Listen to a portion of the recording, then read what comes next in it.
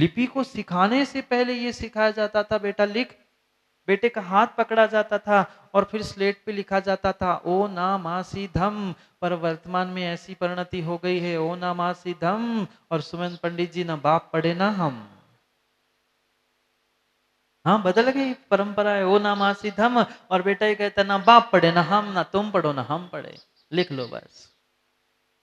ये सब विधाएं क्यों कैसी लिखी थी माँ, उसके पीछे भी तो विषय विचार करने जैसी बात थी।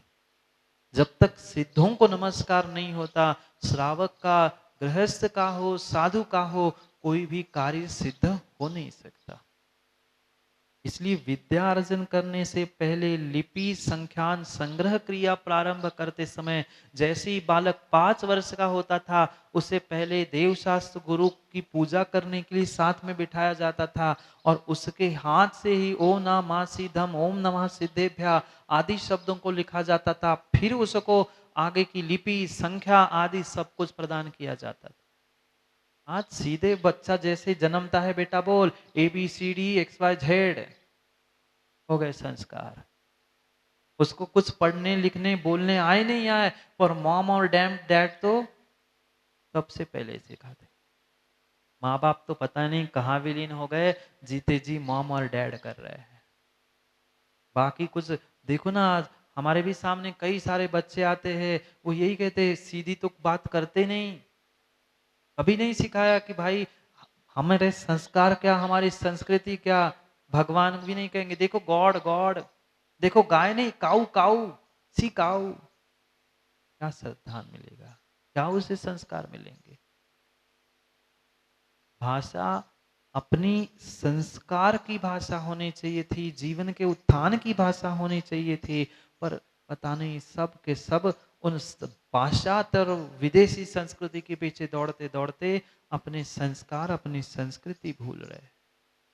प्रत्येक वर्ष में क्रम क्रम से आचार्य भगवंतों ने उन विधियों की क्रियाओं की व्याख्या आचार्य भगवंतों ने बताई।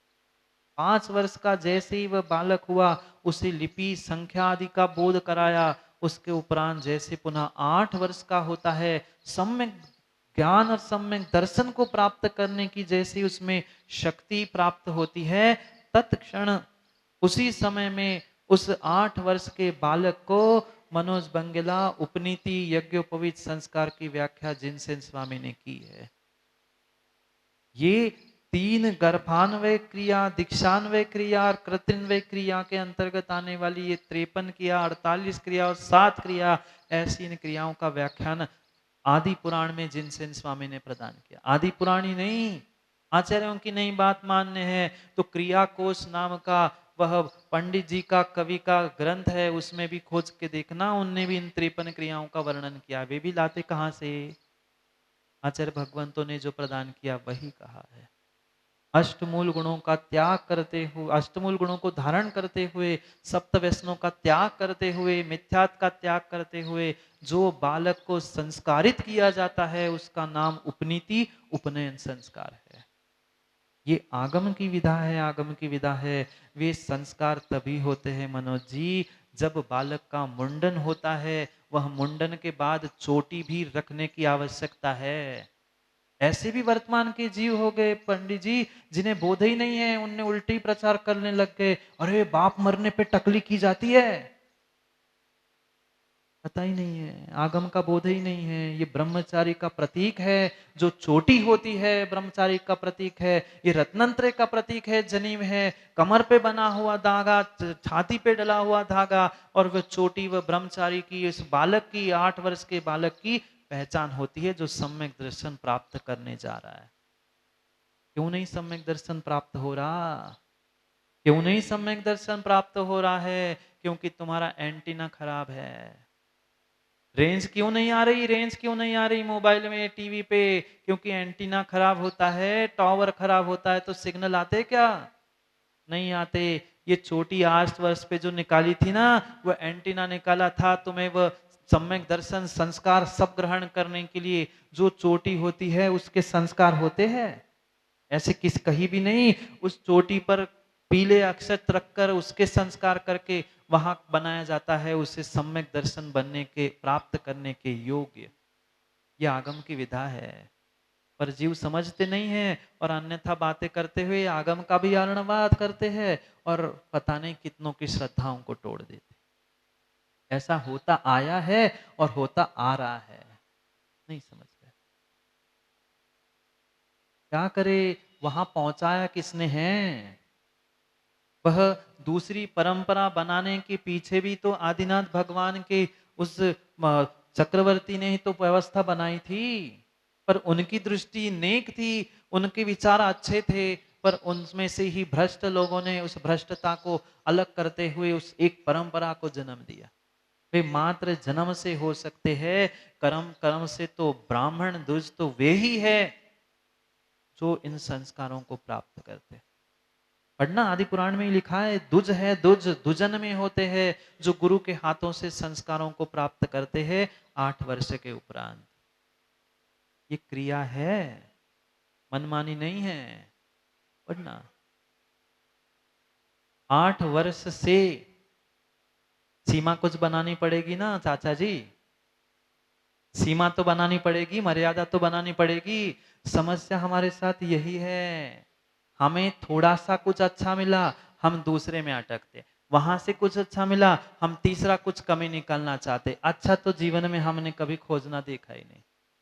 हमें प्रमाण नहीं मिला था तब तक हम उल्टी प्रमाण की बातें करते रहे। अब प्रमाण मिल गया तो उसमें वो कमी क्यों, ये कमी क्यों? ये आपकी नहीं कह रहा हूं, ऐसे जीव है जिन्होंने कह दिया अरे बाप मरने पे टकली करते हैं, अभी बोध ही नहीं बेचारे को, क्या करे। हमें तो यही लगता है जिनको आगम का बोध नहीं उन्हें क्या कहे, कहने से भी कोई प्रयोजन नहीं है। ये सब आगम की व्यवस्था है। उसके आगे ही पुनः अगली क्रियाओं को, अब 53 क्रियाओं को बताए, 53 मिनट मेरे पास बचे नहीं है। ये सब क्रियाओं का विस्तार से वर्णन किया, पर उतना समय कहाँ है। ना सुनने को समय है मनोज पंडित जी को, ना करने को समय है। बस मंगलम भगवान वीरो, मंगलम भगवान गौतम गणी, मंगलम करो, डालो माला, हो गया, बजाओ तालियां, संगीत में फेरे हो रहे हैं। क्या करें, क्या करे, क्या करे। क्रियाओं को समझो, निषेध नहीं है, पर पहले आगम सत्य समझो और फिर तुम्हें जो करना है सो करो। कम से कम आगम का तो निषेध नहीं करो। आगम में जो लिखा है वो कहो तो, करो नहीं करो तुम्हारा विषय, तुम्हारा सम्यक चारित्र, तुम्हारा सम्यक ज्ञान, सम्यक दर्शन तुम्हारे पास। पर कम से कम सम्यक दर्शन की चर्चा, सम्यक दर्शन की जितनी बड़ी बड़ी चर्चा करते हैं ना सुमन पंडित जी, वैसे कम से कम सम्यक को प्राप्त करने के लिए, धारण करने के लिए आगम में लिखी हुई क्रिया, आगम में लिखी हुई बातों को मानो तो, कहो तो, करो नहीं पर कहो तो। नहीं है ना, मैं वही तो कह रहा हूं, ना सुनने की फुर्सत है ना सुनाने की फुर्सत है। सुनाने भी बैठ जाओ तो कहते बहुत आए ज्ञानी बताने वाले, अपना ज्ञान अपने पास रखो। इसलिए गृहस्थाचार्य का लक्षण बता रहे हैं।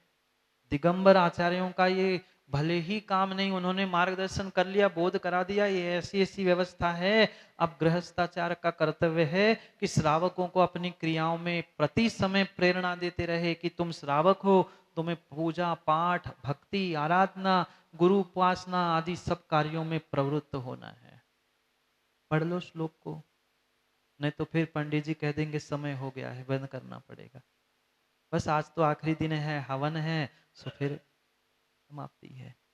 पढ़ते हैं अगले श्लोक में, जहां गृहस्थाचार का लक्षण बता रहे हैं। गृहस्थ भी आचार्य होता है, गृहस्थ भी आचार्य है, दिगंबर आचार्य तो है ही, पर ये गृहस्थ आचार्य है। कैसे है, कौन सा है वह गृहस्थाचार का लक्षण? कह रहे हैं शिवकोटि स्वामी रत्नमाला ग्रंथ में, पढ़ते हैं। क्रियास्वन्यासु शास्त्रोक्त मार्गेण करणं मता कुर्वन्नेवं क्रिया जैनो गृहस्थाचार्य उच्यते। पढ़ो एक साथ।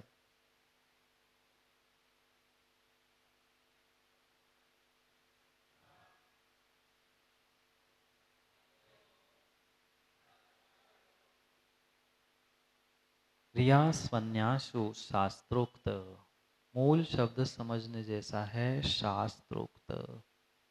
जो शास्त्र में कहा है वही, कहीं कहीं इतनी इतनी इतनी अति हो रही है उन क्रियाओं के पीछे कि जिनका आगम में कोई हाथ नहीं है, पैर नहीं है, ऐसी भी क्रिया हमारे आगम की कह के प्रारंभ हुई। दोनों में आती है मनोज भाई, कहीं इतनी आती हो रही क्रियाओं के पीछे जिसके वास्तव में कोई हाथ पैर नहीं है, उन क्रियाओं को कर रहे हैं आज के विद्वान और गृहस्थाचार। ऐसी कुछ पर्व, ऐसी कुछ वर्तमान में चलने लगी है परंपरा। जैसे कुछ दिन पहले मैं कह रहा था वो करवा चौथ कहाँ लिखी, कौन से आचार्यों ने लिखी बता? फिर भी मना रहे हैं लोग, और पंडित ऑनलाइन दे रहे हैं। मुझे तो ये समझ में ही नहीं आता उन बच्चों को और गर्भस्थ शिशुओं को ऑनलाइन संस्कार कैसे मिलते हैं, कैसे मिलते हैं आजकल। मतलब पागलों की भीड़ की कमी नहीं है संसार में। ऑनलाइन पैसे ट्रांसफर, हाँ ऑनलाइन जैन बना रहे, ऑनलाइन संस्कार, ऑनलाइन विवाह, कैसे संभव है? कुछ दिन टेक्नोलॉजी इतनी इतनी शिखर पंडित जी बढ़ेगी, वो सब कुछ ऑनलाइन होने लग जाएगा। नहीं है संभव। समझना चाहिए, विवेक रखना चाहिए। मात्र धन के लोभ में कार्य करने से वह कोई गृहस्थाचार नहीं बन सकता। शास्त्रोक्त लिखा है। आप ही बताओ ना पंडित जी, ऑनलाइन मोबाइल में गर्भ में संस्कार कैसे संभव है? फिर तुमने वो चावल उस मोबाइल पे छोड़ दिए, मोबाइल से चावल वहां से निकलने भी तो चाहिए, तभी तो संस्कार होंगे। कहाँ से होगा? अरे तुम, आप ये नहीं बहो कहाँ नहीं और कहाँ है। आप तो बैठे ही जाओ, हमें पता है, तुम्हें अभी बहुत कुछ कम पता है। कहाँ क्या हो रहा है, कहाँ क्या नहीं हो रहा है, मैं बोल दूंगा तो पिटने तुम ही आ जाओगे हमें। इसलिए मैं कह नहीं रहा हूं, बाकी सब समझदार है और सब समझो, संकेत से ही काम बनता है। ये कहीं आगम में नहीं लिखा, शास्त्रोक्त मार्गणम करणम मता। शास्त्र में जैसा लिखा है, कौन से आचार्य ने कहा कि ऑनलाइन होते हैं? नहीं होते। आजकल सब क्रियाएं ऑनलाइन हो रही है। कोई श्रावक की क्रिया ऑनलाइन नहीं होती। साक्षात स्वयं को स्वयं के हाथ से उन क्रियाओं को करने की आवश्यकता है। विपरीतताओं को किंचित भी आगम में स्थान नहीं है। शास्त्रोक्त मार्गेण करणम मता। इनका तो बंगला जी निषेध नहीं करते व्यक्ति। उनको तो स्वयं के घर में संस्कार देने हैं तो उनको तो ऑनलाइन करने के लिए तैयार है। पर जहां साक्षात हो रहे हैं वहां ऐसे भी जीव होते हैं जो विरोध करने के लिए खड़े हो जाते हैं। अभी समझे नहीं है ना? क्रियास्वान्यासु, जो शास्त्रोक्त मार्ग से अन्य भी क्रिया, यानी पिछली जो दो 5 श्लोकों में क्रियाओं का वर्णन किया, नित्य नैमित्तिक उन क्रियाओं के अलावा भी और भी जो ये 53 48 7 ऐसी वह क्रियाएं हैं, उन क्रियाओं को कुर्वन्नेव क्रिया जैनो गृहस्थाचार्य उच्चते। ऐसी उन क्रियाओं को जो करता है, करने के लिए समय समय पे मार्गदर्शन करता है, उसको ही आचार्य कहा है। पर गृहस्थ आचार्य है, वह गृहस्थाचार्य है, वह गृहस्थाचार्य है जो इन प्रत्येक क्रियाओं को ऊपर कैसे कैसे मनोज शास्त्री कैसे शास्त्रोक्त मार्गेण, शास्त्र में कहे हुए मार्ग के अनुसार उन समस्त क्रियाओं को जो करता है, करवाता है, करने के लिए मार्गदर्शन देता है, वही सच्चा मार्गदर्शक ही गृहस्थाचार्य है।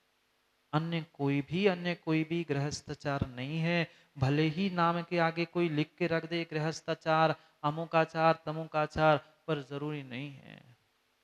शास्त्रोक्त मार्ग शास्त्र के अनुकूल है तो ही, और वो तभी है जब साधु का वर्तमान में अभाव है। तो कोई साधु, कोई दिगंबराचार सामने नहीं है तो फिर वह गृहस्थाचार श्रेष्ठ है। साधु के सामने कोई भी गृहस्थाचार महान हो नहीं सकता।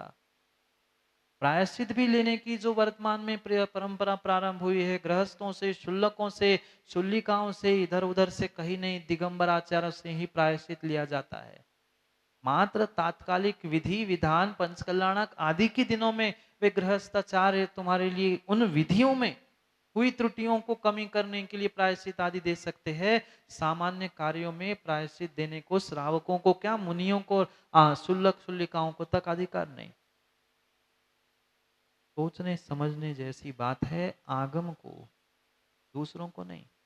ये तो सोचते सोचते माँ सदियां बीत गई, क्या करूं और क्या नहीं करूं, क्या करूं क्या नहीं करूं, क्या करूं क्या नहीं सोचने से ज्वलावा। अगर हमने विवेक रखते हुए आगम को पढ़ना समझना सीखा है तो कभी ये विकल्प हमारे जीवन में आ नहीं सकता।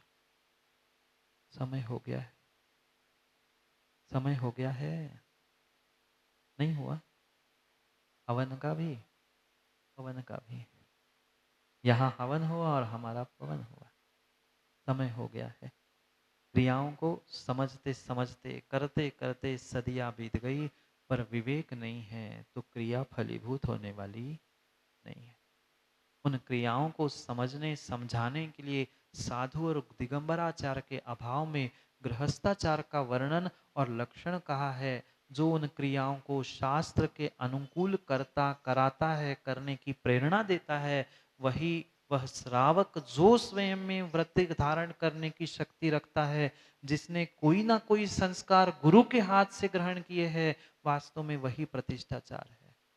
कई सारे ग्रंथों में इस गृहस्थाचार का लक्षण बताया है। वहां तो स्पष्ट रूप से कहा है जो व्रत प्रतिमा धारण करता है वही गृहस्थाचार हो सकता है। जिसने कभी गुरु के कर कमलों से कुछ संस्कार ग्रहण किए हैं वही कभी गृहस्थाचार बन सकता है। मात्र नाम मात्र को, पोशाक मात्र को गृहस्थाचार नहीं कहा है। तो वास्तव में गृहस्थ है पंडित जी मनोज जी, वही गृहस्थाचार है। जो अविवाहित बालक है वह कभी भी गृहस्थाचार नहीं है। गृहस्थ बने बिना गृहस्थाचार कैसे?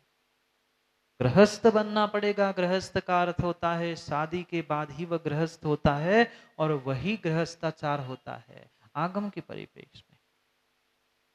बाकी हमें आगम को ही समझना है। करना तो बहुत कुछ चर्चा है पर क्या करे, समय कुछ कह रहा है। समय को समय पे समझना है। आपको भी अपनी क्रियाएं है, हमें भी अपनी क्रियाओं में जाना है। इसलिए जो समय पर हमने इस विधान को प्रारंभ किया था वह भी आज का दिन है। कभी शुरू भी किया था और आज पूर्ण भी कर रहे हैं। ये पूर्ण नहीं हुआ है, अभी तो वास्तव में जीवन की सिद्धियों को और जीवन को प्रारंभ करने की शुरुआत है। इसलिए वह भले ही विधान का वह अंतिम दिन है पर जीवन का पहला दिन बन के वे हमारा जीवन बदलने के लिए कार्यकारी हो जाए, यह ऐसा सम्यक प्रकार से पुरुषार्थ हमें करने की आवश्यकता है। यही आशीष के साथ हम समय को पुनः यही समय पे विराम देते हैं। कल पुनः अगले स्थान पर समय को पुनः समझने के लिए समय पे मिलते हैं, क्योंकि समय पे किया गया काम समय को दिलाता है। बोले भगवान महावीर स्वामी स्वामी की।